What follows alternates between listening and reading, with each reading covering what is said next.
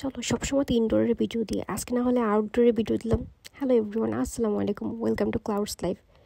এখন হচ্ছে শীতকাল শুরু, অটামের এই সিজনটা আমার কাছে খুব ভালো লাগে।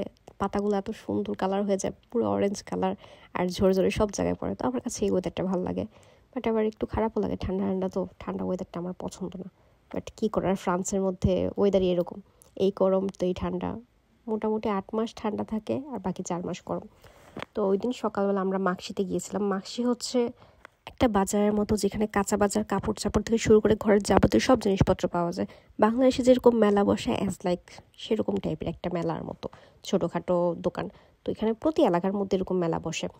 তো আমরা হচ্ছে ওই দিন সকাল সকাল বের হয়ে যাই, কারণ আমাদের কিছু ফ্রেশ জিনিসপত্র প্রয়োজন ছিল, স্পেশালি ফ্রেশ মাছ। কারণ আমরা সবসময় বাঙালি দোকান থেকে মাছ কিনে নিই, যা ফ্রোজেন প্রায় 6 মাস মানে 7 মাস আগে রান্না হয়। তো ওর টেস্ট এত ভালো থাকে না। তো ওই দিন হচ্ছে আমরা প্যারিসের যে মাছগুলা, মানে যেগুলো ফ্রেশ টাটকা মাছ থাকে, ওইগুলো কিনতে গিয়েছিলাম। তো এখানে সব ধরনের মাছ ছিল, বাট আফসোস অন্যান্য সময় স্টল আরও বেশি বসে, বাট ওই দিন মাত্র 2টা বা 3টা স্টল ছিল মাছের। তো যাই হোক, আমরা কিছু মাছ দেখে এখান থেকে কিছু মাছ আমাদের জন্য নিয়েছি। তারপর হচ্ছে এখানে অনেকগুলো শপ এরকম আছে যে ফ্রেশ একেবারে, মানে ক্ষেত থেকে তুলে নিয়ে আসছে সবজিগুলো, এরকম পাওয়া যায়।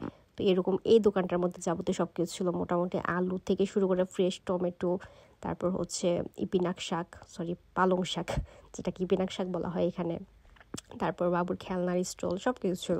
তা আমরা মোটামুটি অনেকক্ষণ, প্রায় 2 থেকে 3 ঘন্টার মতো সম্পূর্ণ এখানে ঘোরাফেরা করে কিছু টুকিটাকি জিনিসপত্র কিনি।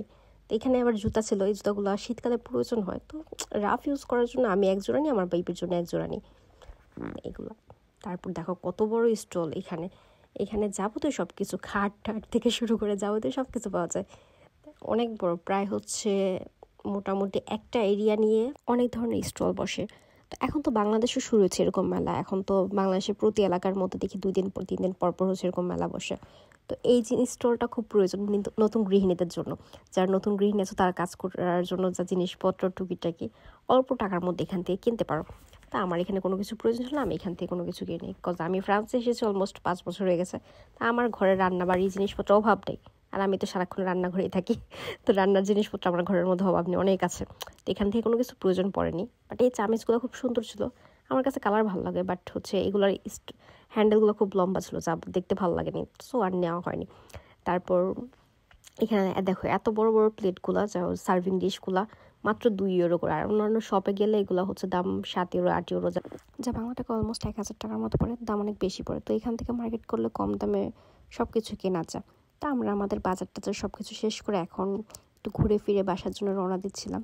আর এই যে আমাদের খরগোশ বুড়ি, সে তার জিনিসপত্র নিয়ে হাঁটছিল।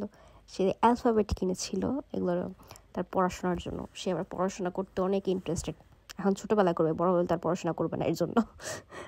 বাই দ্য ওয়ে, এই যে আস্তে আস্তে কুটি কুটি পায়ে হেঁটে যাচ্ছিল। শেষ আমাদের আজকে শপিং করা, বাসায় যাওয়ার জন্য আমরা রেডি, বাসায় যাচ্ছি আস্তে আস্তে করে। So bye, have a good day. তোমাদের আউটডোর ভিডিও কেমন লাগে আমায় জানাও, তাহলে আমি আরও করবো।